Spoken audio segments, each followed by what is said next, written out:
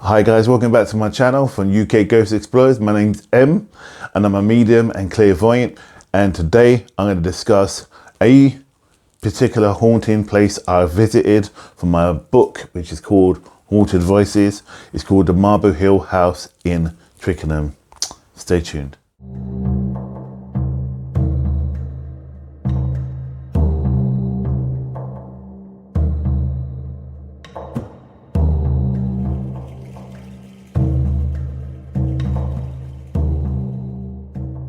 So welcome back, my name's M, I'm from UK Ghost Explorers, and today I want to speak about Marble Hill House. So, Marble Hill House is based in Twickenham. It's near Strawberry Hill, which is just by the river, as you can see from this picture here. Now, it has a very interesting past, and the person that actually owns it has a very colourful past as well. So, let me start from the beginning. It was built in the 17th century by King George II, who was married to Queen Caroline. Now the house is actually built in the 17th century, and it was built for a lady called Lady Henrietta, and she was the Countess of Suffolk. To add salt to the wound, she was actually the bedchamber lady for Queen Caroline, which again is the King's wife. Yes, you know where I'm going. She became King George II's mistress. So, what's interesting? Let's talk about Henrietta and what's so interesting about this. Now, if I told you she died in the 17th century at a grand age of 77, now you think, wow, that's kind of amazing, because as we know, most people don't live that long back in the 17th century, probably into the 50s, with all the pandemics that were going around and all the illnesses. But considering her history is quite colourful, for example, Henrietta's dad was John Herbert. Her dad was John Herbert of Norfolk, and he died while fighting a duel, obviously leaving his daughter, she was very young at the time. But to make things even worse, her mum died when she was just 13. However, good kind of things happened for her. After her mum died, she was taken in by the Earl of Norfolk, whose last name, or the family name, was called Howard. Now, Henrietta ended up marrying the older son called Charles Howard. Now, they only had one son together. His name was Henry Howard, and he was born in 1706.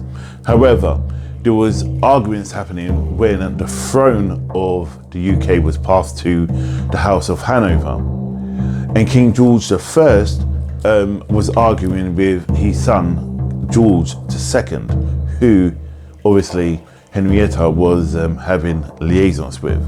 So in 1717 she moved to St James's Palace. This is when she was given the privilege of becoming the Lady of the Bedchamber. Now I hear you thinking, the Lady of the Bedchamber, what the hell is that? Basically, Queen Caroline was obviously the Queen. She had courtiers around her, and anyone who was in inner sanctum of her, the closest confidants, the most important people, would only be seen with her in the most private places, i.e. the bedchamber. This is where she would go to the loo and she'd be put to bed.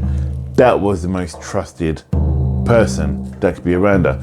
So to make matters worse, in 1723 she became the King's mistress, and then she kind of parted with it for a bit, Queen Caroline, and she thought, nah, I ain't having it. And in 1734, this is when she was sacked, and she was booted out of St James's Palace, and she then moved. But even though she was sacked, she still continued to see George. Then in 1735, she moved to Twickenham, and she bought some land out there, and then it was down to George to build her around so he can have his rendezvous still. And to make matters worse, she divorced her husband, George Beckley. Now, that's the father of her only son. And to make matters worse, she was only 47. Well, actually, that's a grand age in the 17th century. To become a divorcee at the age of 47 is a massive thing. So, to move on from there, she obviously lived and she survived, and as I mentioned earlier, she passed away in 1767 at a grand age of 77. But what I want to speak about is the events and things I saw when I was there. Unfortunately, we didn't manage to get access to the building, but the activity outside the building was awesome.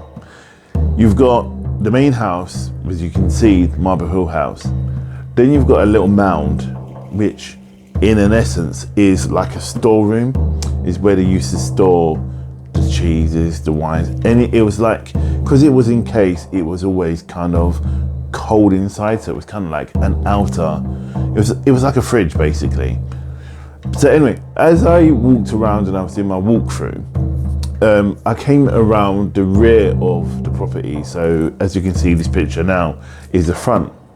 So as I went around the rear and I walked all the way around to the front, to the back, and I went round, I could see someone walking towards, holding like this, it was a tray, it's like a wooden thing, but they were holding, so I could see like a mound. It was like yellow, so it was, and it looked like the old cheeses, if that makes sense. But as they're walking, this lady had this gown on and she had dark hair, and I remember her looking at me and then scurrying towards that direction. As I made my way round to the front to try and see if I could see her, obviously clearly there's nobody there. But then as I walked through, and I walked over to, now there's a restaurant there, but it's an coach house. I could hear hooves footprints along the cobblestones. And as I walked through, I could see in the background between the arches, you could see a horse walking through and someone leading the horse. As I walked past, you can see them moving through. Now that kind of threw me out because there was a lot of people around, and I just stood there. And then some man walked up to me, kind of looked at me. I thought, well, what's he looking at?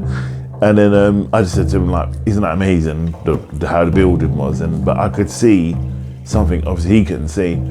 And even if they did see it, I don't think they would realise it's actually a paranormal apparition, because the horse looked so real. It was, and the sound, and to make it matters worse, as I walked through to try and get through to the other side, which I think it was closed off at the time, there was nothing there. There was cars parked where the actual horse would have walked to. And it's really interesting and to see that type of thing, because obviously it's not something that you see. Loads of people go there during the day, and the time I was there was loads of people about milling around, but I just wanted to just feel the energy. But since then I visited there again, probably about a year later after the book was written, and I walked through and there wasn't much activity because at that time they're doing renovations to it. And it'd be quite interesting to know, obviously, after the renovations happen, because when they do renovations, it unsettles the spirits that live there.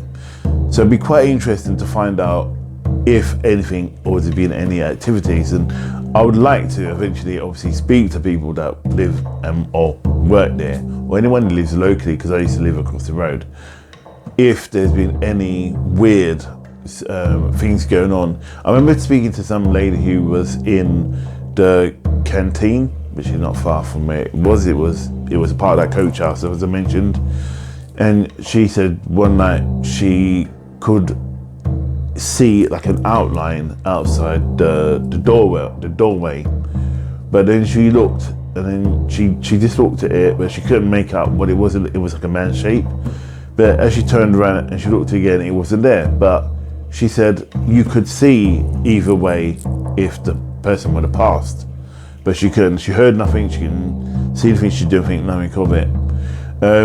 But it's just little things like that happen, and it's just little fragments. And the interesting thing is that the people I've spoken to have not necessarily said that they've seen Henrietta. It's mainly servants they've seen.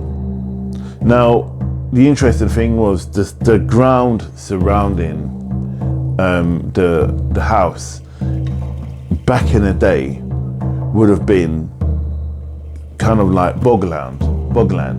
So there would have been old houses there, but it would have been fields. Eventually, because I've got a friend who has a house there, and what she says is that it's really active and the ground's really active. She brought in so many people to look at it and to see if they can remove stuff.